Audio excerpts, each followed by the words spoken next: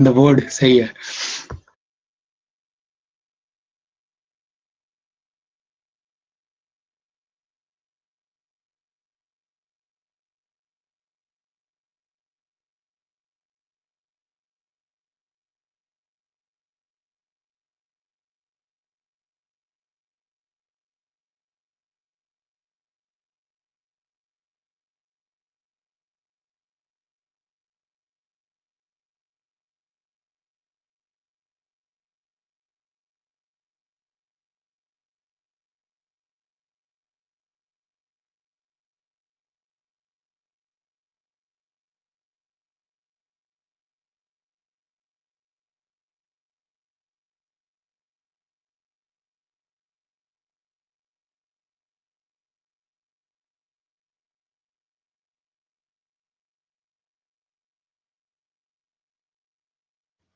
Hello hello, हाँ भाई। अरबाज बोल रहा है क्या? अरबाज भाई आवाज नहीं आ रही अगर बोल रहे हो तो।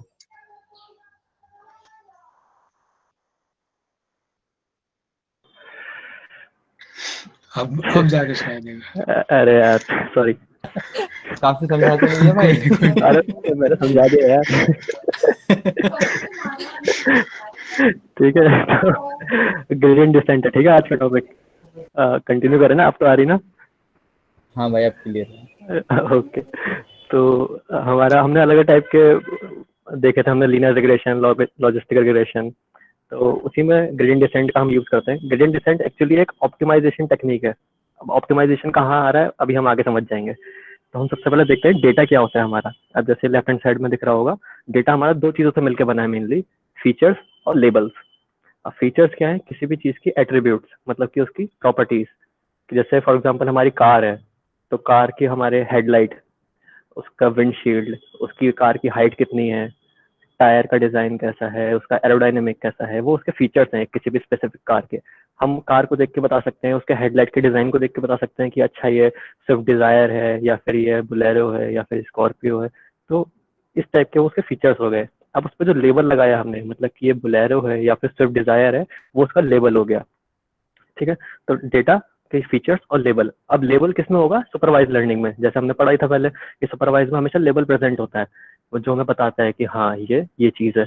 और अनसुपरवाइज में सिर्फ फीचर्स होंगे। ठीक है। अब क्या आता है? Loss function. अब प्रीवियस लेक्चर में किसने, विश्वास ने पढ़ाया था हमें कि लॉस फंक्शन क्या होता है लीनियर रिग्रेशन के केस में खासकर। तो वो डिफाइन करते हैं वाई से। वाई इक्वल टू क्या होता है? लीनियर रिग्रेशन मतलब कि एक लीनियर फॉर्म में होगा, ये एक लाइन के फॉर्म में होगा। ठीक है। अगर टू डायमेंशनल स्पेस में बात करें तो हम, तो y equal to B plus w1 x1 w2 x2 till wm xm। अब ये बहुत इजी है, इसमें देखो क्या है कुछ। b जो है बायस टर्म है, बायस जो हम अलग से ऐड करते हैं। ठीक है, अभी वो आगे समझ में आ जाएगा। अब w1 x1 क्या है? हमारा w1 वेट है हमारा किसी भी फीचर के ऊपर, और x1 x2 xm तक जो है हमारी फीचर्स हैं अलग अलग। हम क्या करते हैं, हर फीचर में कुछ वेट से मल्टीप्लाई करके उसको हम ऐसा एक मॉडल प्रिपेयर करते हैं। वाई जो है हमारा एक मॉडल डिफाइन कर रहा है, ये जो इक्वेशन है पूरे मॉडल की है कि हमारा जो मॉडल है वो किस इक्वेशन पे बेस्ड है। तो ये हमारा एक मॉडल है जिसमें हम वेट और फीचर्स को मल्टीप्लाई करके हम ऐसा एक मॉडल बनाते हैं जो हमारा ऑप्टिमल सॉल्यूशन दे, जो हमारा बिल्कुल प्रिसाइज क्लासिफिकेशन करे, दो क्लासेस को बिल्कुल प्रिसाइजली डिवाइड करते हैं वो। ठीक है। तो इसमें फीचर्स एम हो गए हमारे, मतलब x1 से लेकर wm xm तक ये m फीचर्स है, और m+1 बायस टर्म को भी ऐड कर दें तो m+1 पैरामीटर्स हैं। तो ये जर्नल एक इक्वेशन हो गई लॉस फंक्शन के केस, मतलब उसकी लीनियर रिग्रेशन के केस में। अब in case of linear regression the loss function looks like ऐसा। अब लॉस फंक्शन का मतलब क्या है कि हमारा लॉस कितना आ रहा है। लॉस कैसे निकालते हैं? Predicted value minus actual value. ठीक है। तो प्रेडिक्टेड वैल्यू हम कैलकुलेट करेंगे, जो भी हमारा मॉडल होगा उसके बेसिस पे, ये जो हमारा मॉडल है उसके बेसिस पे हमारी पहली प्रेडिक्टेड वैल्यू आएगी, और एक्चुअल वैल्यू वो है जो रियल में हमारी आनी चाहिए थी। तो हम क्या करते हैं, दोनों का डिफरेंस निकालते हैं और उनका स्क्वायर करते हैं।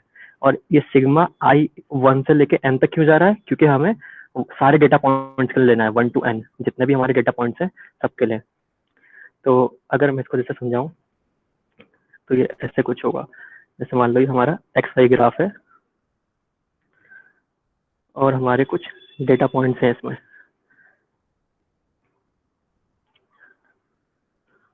ठीक है, तो हम क्या कर रहे हैं, अब हमारा लीनियर रिग्रेशन मॉडल जो होगा, हमारे से मॉडल हमारा हमेशा स्ट्रेट लाइन ग्राफ होगा।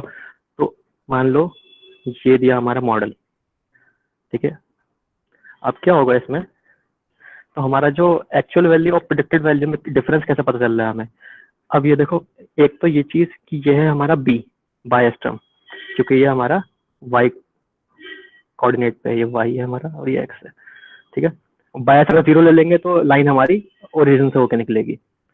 अब ये जो है, जैसे हमारे डेटा पॉइंट्स है, ये क्रॉस क्रॉस क्रॉस क्रॉस, तो ये डिफरेंस, यहाँ से यहाँ तक का डिफरेंस, यहाँ से यहाँ तक का डिफरेंस, ये डिफरेंस, ये डिफरेंस और ये डिफरेंस, ये है हमारा डिफरेंस एक्चुअल वैल्यू और प्रेडिक्टेड वैल्यू में। तो ये हमारा कोई फॉर एग्जांपल मॉडल था हमारा कोई WI वेट के लिए XI डेटा पॉइंट के हिसाब से, मतलब इन सारे डेटा पॉइंट के हिसाब से एक हमने कोई वेट की वैल्यू ली थी, ये उसके लिए हमारा मॉडल था। और सिमिलरली हमारा मॉडल दूसरा भी हो सकता है, फॉर एग्जांपल हमारा दूसरा मॉडल ऐसे है, तो वहां पे भी हमारे कुछ लॉस की वैल्यू होगी। अब ये ब्लू वाले के लिए लॉस यहाँ से यहाँ तक का होगा, फिर यहाँ से यहाँ तक का, फिर यहाँ से यहाँ, तो ऐसे करके हमारे डिफरेंट मॉडल्स हम बना सकते हैं। ऐसा भी हो सकता है, ऐसा भी हो सकता है। तो हमारा गोल क्या होता है, एक ऐसा ऑप्टिमल मॉडल प्रिपेयर करना जिससे हमारी दो क्लासेस को हम यूनिकली आइडेंटिफाई कर सके, मतलब स्ट्रेट लाइन से डिवाइड कर सके। और वो एक टर्म होता है linearly separable classes. Linearly separable classes का मतलब हुआ कि हम उन क्लास को एक लीनियर लाइन से, मतलब एक स्ट्रेट लाइन से हम सेपरेट कर सके, ठीक है। तो ये कर रहा है हमारा इसमें ये मॉडल, ठीक। तो अगर हम जैसे सारे वेट्स ले लें तो लॉस क्या होगा हमारा, एक सरफेस होगी m+2 डायमेंशनल स्पेस में। m+2 क्यों, देखो ऊपर तो आ गया स्पेस ये वाई एक्सिस में, इधर आ गया W1 वेट ले लिया हमने, और सारे WM तक वेट हो गए हमारे, और एक बायस टर्म के लिए भी एक हमारे डायमेंशन हो गई। तो m+1 पैरामीटर तो था ही हमारे पास, एक लॉस और एक्स्ट्रा आ गया, तो कितने हो गए m+2 डायमेंशनल स्पेस, ठीक है। एक हाइपरबोला काइंड ऑफ शेप बनेगा, जैसे हाइपरबोला। भाई m+1 हमारे पास डायमेंशन कहाँ से थे? m+1 हमारे पास पैरामीटर्स थे ना, ये देखो m+1 पैरामीटर्स थे, ये टोटल ओके, ये ठीक ये है, m है, प्लस एक बायस m+1 और प्लस एक ठीक है, लॉस ठीक। फंक्शन भी आ गया, तो m+1 डायमेंशनल स्पेस बन गया हमारा, ठीक है भाई। तो अगर हम सिंगल पैरामीटर ले लें, सिंगल वो ले लें हमारा, तो W1 X1 एक बस इजीली समझने के लिए उसको हमने B ले लिया कुछ, तो हमारा यही। अब ये जो है ना एक लॉस फंक्शन है 1/2, ये सिर्फ एक कैलकुलेशन को इजी करने के लिए यूज हुआ है। वो आगे जो फर्दर कैलकुलेशन होती है ग्रेडियंट डिसेंट में, उसमें ये इजीली हमारे सॉल्व हो जाता है, इसलिए हम 1/2 लेते हैं, ठीक है। अभी आगे देखते हैं, समझ में आ जाएगा। तो हम ज्योमेट्रिक में जो हमें हाइपरबोलिक जो मिलेगा, जैसे उसके केस में जब हमने सिर्फ W1 लिया है, एक ही पैरामीटर लिया है, ठीक, तो हमारा कुछ ऐसा 3 डायमेंशनल स्पेस है ये, तो हमारा कुछ ऐसा कर्व बनेगा, एक बॉल की शेप में बनेगा, एक कटोरे की शेप में, ठीक है, एक कर्व बनेगा। अब उस कटोरे जैसी शेप में एक कोई मिनिमम पॉइंट होगा जहाँ पे हमें लॉस फंक्शन जो होगा मिनिमम होगा। हमारा मेन गोल वही है ग्रेडियंट डिसेंट में, उस मिनिमम पॉइंट को फाइंड आउट करना जहाँ पे हमारा मिनिमम लॉस आ रहा है। तो अल्टीमेटली हम क्या कर रहे हैं, W1 की एक ऐसी वैल्यू निकाल रहे हैं जहाँ पे हमारा लॉस मिनिमम हो, ठीक है। तो our objective is to find a model or model parameters in such a way that the loss incurred due to these parameter is minimum। जैसे मैंने यहाँ पे समझाया था, दो अलग अलग टाइप के मॉडल समझा रखे हैं। एक में हमने रेड वाले में जैसे ले लिया W1 और B1, तो मतलब कि एक W1 वेट के एक जो उस पे सुपरस्क्रिप्ट में लगाया 1, मतलब कि वो एक हमने एक वेट कंसिडर करा है, तो उसके हिसाब से हमारा मॉडल ये आ रहा था। ऐसे ब्लू लाइन से जो दिखाया है उसमें हमने कुछ और वेट कंसिडर करा था, कुछ और बायस कंसिडर करा था, उसके हिसाब से हमारा मॉडल ये बना। तो हमारे अलग अलग मॉडल बन सकते हैं, हमारा गोल यही है कि एक ऐसे मॉडल पे पहुंचना है जहाँ पे मिनिमम लॉस आ जाए। तो अब ऐसा मॉडल फाइंड आउट करने के लिए हम ब्रूट फोर्स अप्रोच यूज नहीं कर सकते। We can not apply brute force approach because of m could be very large in real world parameters. अब रियल वर्ल्ड में m की वैल्यू कुछ भी हो सकती है हमारी, ठीक है। तो मतलब कितना भी हम तो वेट कितना भी वेरी कराते जाए, कुछ ना कुछ मॉडल मिलते जाएगा। अब हमें एक अप्रोच होनी चाहिए ना हमारे पास, जिससे हम सीधे उसकी तरफ को ही जाएं, मिनिमम वैल्यू की तरफ। तो हमारी लर्निंग प्रॉब्लम क्या है, find W1 and B such that loss is minimised. अब कैलकुलेशन के लिए हमने B को मान लिया 0, मतलब कि जो हमारा जो मॉडल होगा वो 0 मतलब इससे 0 से पास होते हुए निकलेगी लाइन यहाँ से, ठीक है। तो हमारा Y जो मॉडल हो गया वो W1 X1 हो गया। अब हमें फाइंड करने हैं W1 सच दैट J मतलब कि जो लॉस है इज मिनिमाइज्ड, ठीक है। अब यहाँ पे हमारा ग्रेडियंट डिसेंट के स्टेप्स आ जाते हैं। तो सबसे पहले हम क्या करेंगे, W1 को एक इनिशियलाइज कर देंगे किसी भी एक रैंडम वैल्यू से, क्योंकि हमें पहले स्टार्टिंग तो करनी है कहीं से, तो हमने रैंडम वैल्यू से इनिशियलाइज कर दिया। अब उसके रेस्पेक्ट में हम लॉस फाइंड आउट करेंगे कि लॉस कितना आया। उस वेट को लेने पे हमने ये XY ग्राफ प्लॉट करा, एक हमारे पास एक लीनियर कर्व बना, उसके रिगार्डिंग हमने लॉस निकाला उस W1 के रिगार्डिंग, इधर लेफ्ट साइड में इधर दिख जाएगा आपको, ठीक है। तो अब क्या करेंगे हम, वही कि जैसा हमने वो करा था, predicted value minus actual value, we will calculate square of the difference of predicted value and the actual value and sum them up across all the points to get the loss. वही है, वही फॉर्मूले को बस English में लिख दिया है कि वी कैलकुलेट स्क्वायर निकालने difference of predicted value and actual value and sum them up across all value, जो sigma n i equal to 1 से n तक था ना, तो sum them up across all the points to get the loss. अब ये हमारा loss का कर्व जो मिलता है हमें, एक कॉन्वेक्स कर्व मिलता है लीनियर रिग्रेशन के फॉर्म में, मतलब केस में, तो ये कॉन्वेक्स कर्व है हमारा, ठीक है। तो अब हमारा गोल क्या है, अभी हम यहाँ पे इस पॉइंट पे हैं, अभी हम इस पॉइंट पे हैं, हमारा गोल है इस मिनिमम लॉस तक पहुंचना। तो अब यहाँ पे हमारा ग्रेडियंट डिसेंट काम करेगा। तो अब स्टेप थर्ड क्या है हमारा, see direction of the slope to find direction in which convex function is descending and this is called calculating the gradient. Gradient मतलब कि हम उसका स्लोप फाइंड करना है कि वो किस डायरेक्शन में हमारा कर्व नीचे को डिसेंड कर रहा है। तो हम क्या करेंगे, इस हमारे इनिशियल पॉइंट पे स्लोप फाइंड आउट करेंगे और उससे हमें डायरेक्शन का पता चल जाएगा कि वो किस डायरेक्शन में जा रहा है, पॉजिटिव स्लोप होगा या नेगेटिव स्लोप होगा, उससे पता चल जाएगा हमें, ठीक है। तो अब अगला पॉइंट आता है कि हमें, जैसे हमारे पास ये पॉइंट आ गया, ठीक है, इनिशियल पॉइंट था कुछ, उसके बाद हमें स्लोप भी पता चल गया, हमें पता चल गया हाँ अब हमें इस डायरेक्शन में बढ़ना है, ठीक है। तो अब हमें ये जानना है कि हमें कितना आगे बढ़ना है, नेक्स्ट पॉइंट हमारा जो होगा वो कितना आगे होगा। तो उसके लिए हम ये फॉर्मूला यूज करते हैं, W1 न्यू, वेट की जो न्यू वैल्यू है वो old value minus alpha into gradient. अब अल्फा क्या है इधर, इसको बोलते हैं लर्निंग रेट। लर्निंग रेट क्या हुआ, the length of the STRIDE is decided by a parameter called learning rate. अब स्ट्राइड क्या है यहाँ पे अभी समझ जाते हैं, ठीक है। तो जहाँ जैसे ये हमारा कर्व है, ठीक है, अब हमारा इनिशियल पॉइंट यहाँ था, अब हमने स्लोप फाइंड करा और हमें उससे पता चल गया ठीक है अब हमें इस डायरेक्शन में आगे बढ़ना है। अब क्या करा हमने, W1 न्यू कैलकुलेट करा।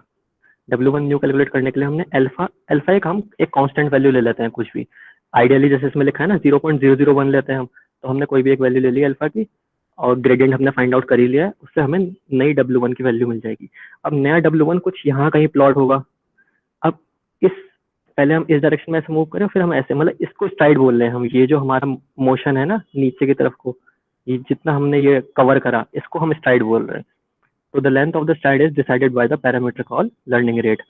तो लर्निंग रेट से ही हमारा डिसाइड हो रहा है अल्टीमेटली कि हमारा स्ट्राइड कितनी लंबी होगी, क्योंकि हमारा W1 तो फिक्स हो चुका है, ग्रेडियंट हमने पता लगा लिया, एक अल्फा ही है जिसकी वैल्यू हम वेरी करा के अपनी स्ट्राइड की लेंथ कम ज्यादा कर सकते हैं, ठीक है।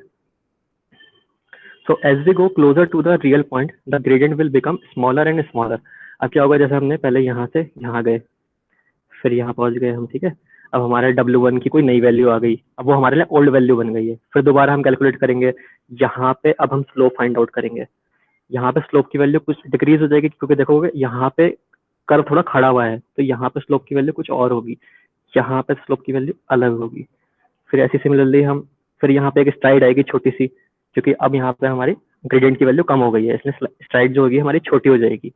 तो क्या लिखा है इसमें, as we go closer to the real point the gradient will become smaller and smaller, मतलब कि हमारा स्लोप छोटा छोटा होते जाएगा और हम धीरे धीरे क्लोज पहुंच जाएंगे इस पॉइंट के, ठीक है।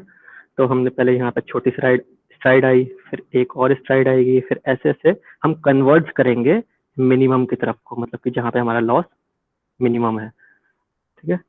So when we complete one gradient descent update for all the data, we call this as one epoch. अब जब हम इसकी प्रोग्रामिंग करेंगे ना बाद में, तो हमें पता, हम ये इन टर्म्स को हम सुनेंगे बार बार, इपॉक, इटरेशन, बैच, तो ये वहाँ पे समझ में आ जाएगा कि हाँ इपॉक किसे बोलते हैं। इपॉक का मतलब ये है कि जब हमने एक ग्रेडियंट डिसेंट हमने जब एक बार अप्लाई करा और हमने सारी वैल्यूज को अपडेट करेंगे, जैसे हमने ये हमारे पास करवाया, हमने पॉइंट मिला, हमने W1 न्यू फाइंड कर लिया यहाँ के लिए। अब अभी तो हमारे पास इस केस में हमने एक ही पैरामीटर माना है, तो सिर्फ हम W1 को अपडेट कर रहे हैं। अगर हम सारे पैरामीटर्स मानते तो हम सबको अपडेट करते वन बाई वन। तो हम क्या करते हैं, पहले सारे वेट्स को कैलकुलेट करेंगे और इन वन गो एक बार में अपडेट करते हैं उन्हें हम सबको। तो उस अपडेशन के बाद, मतलब इस अपडेशन तक की प्रोसेस को हम बोलते हैं वन इपॉक। ठीक है, तो एक जब हम यहाँ तक पहुंच गए मतलब तब हो रहा है हमारा वन इपॉक। फिर सेकंड बार हम दोबारा करेंगे तो सारे वेट्स हमारे दोबारा अपडेट होंगे, उसको बोलेंगे हम सेकंड इपॉक। फिर ऐसे करके हमारा नंबर ऑफ इपॉक्स चलते जाएंगे। मतलब one epoch is a full iteration of the N points. N points आ गए ना, तो मतलब अगर एन पॉइंट्स लिए हमने तो सारे पॉइंट्स को अपडेट करेंगे, हम सबके वेट्स अपडेट करेंगे। हमने अभी सिर्फ एक पॉइंट लिया तो हम सिर्फ W1 को अपडेट कर रहे हैं। ठीक है, अब क्या है हमारा टाइप्स ऑफ ग्रेडिएंट डिसेंट। किस किस टाइप के होते हैं gradient decent.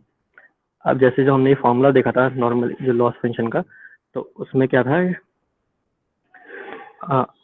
i equal to 1 से लेके n तक ले जा रहे थे हम, इसको सम अप कर रहे हैं। मतलब कि हम सारे डेटा पॉइंट्स के लिए ये कैलकुलेट कर रहे हैं, predicted value minus actual value का स्क्वायर। ठीक है, तो ये हो गया हमारा बैच। मतलब कि हमने पूरे को जितने हमारे डेटा पॉइंट्स हैं सबको एक बार में कंसिडर कर लिया है। तो ये है हमारा, सॉरी, तो ये था हमारा बैच ग्रेडिएंट डिसेंट। अब मिनी बैच में क्या होता है हमारा, हम टोटल जितने भी हमारे डेटा पॉइंट्स हैं, मान लो 1 से लेके n तक डेटा पॉइंट्स हैं हमारे, तो हमने उनको क्या किया, छोटे छोटे k साइजेस में डिवाइड कर लिया। We divide training data set into chunks of size k। हमने छोटे छोटे साइज में उनको डिवाइड कर लिया डेटा पॉइंट्स को। हमने कह दिया मान लो 100 डेटा पॉइंट्स हैं तो 1 to 10 का एक चंक है, उसको हम बोलते हैं चंक। ये चंक भी वर्ड बाद में सुनने में आएगा जब हम प्रोग्रामिंग करेंगे। तो चंक साइज हो गया हमारा k। एक 1 to 10 का एक चंक, 10 to 20 का एक चंक, फिर 20 to 30 का एक चंक। तो ऐसे करके हम स्मॉल स्मॉल मिनी बैचेस में डिवाइड कर लेंगे।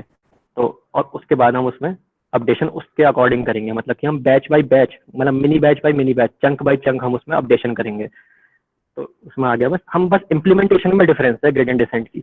ऐसा कुछ नहीं है कि कुछ नया आ गया। ये जो 3 टाइप के ग्रेडिएंट डिसेंट बने हैं, बस इसका इम्प्लीमेंटेशन में डिफरेंस आ गया। मिनी बैच में हम उसको चंक्स बाय चंक्स अपडेट करेंगे।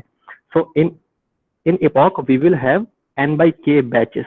n by k मतलब कि टोटल n थे, मान लो 100 थे, तो k का साइज कितना 10 था, तो 100 by 10 कितना होगा 10। मतलब कि 10 हमारे पास चंक्स आ जाएंगे। ये तो सिंपल मैथमेटिक्स है, मतलब डिवाइड करके हमें पता चल जाएगा नंबर ऑफ चंक्स कितने हैं, तो हमें उसी से पता चल जाएगा नंबर ऑफ इटरेशन कितने हैं। मतलब कि क्योंकि एक मिनी बैच में एक epoch आएगा, और एक epoch मतलब कि एक फुल इटरेशन।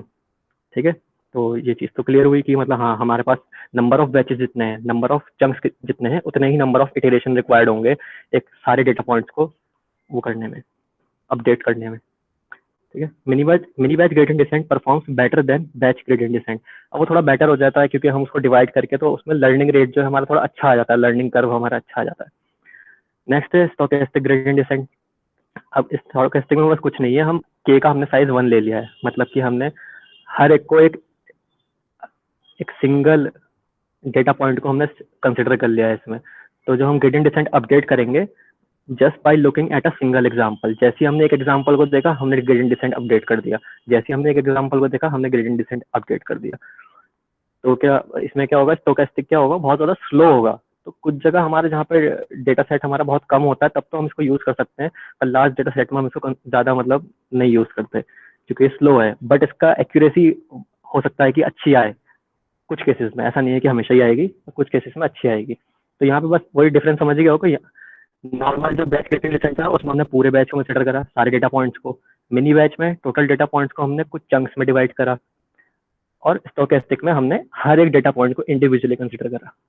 अब भाई एक ये हाँ, हमने डेटा पॉइंट्स को करा है, हमने वेट्स को करा है। डेटा पॉइंट्स को वेट्स तो उसके रिगार्डिंग हम अपडेट करेंगे ही। जितने हम डेटा पॉइंट्स कंसिडर करेंगे हम हर किसी के लिए वेट अपडेट करेंगे।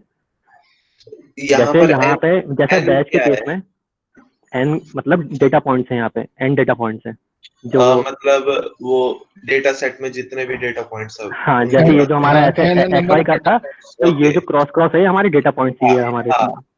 ठीक है, मैं कंफ्यूज हो रहा था। हाँ, ठीक है भाई।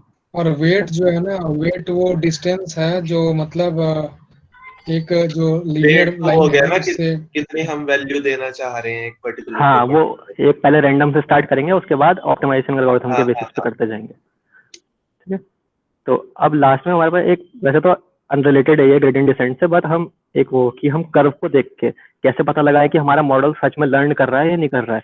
तो हमने यहाँ पे इसमें ले लिया है लॉस और नंबर ऑफ इटरेशन का कर्व।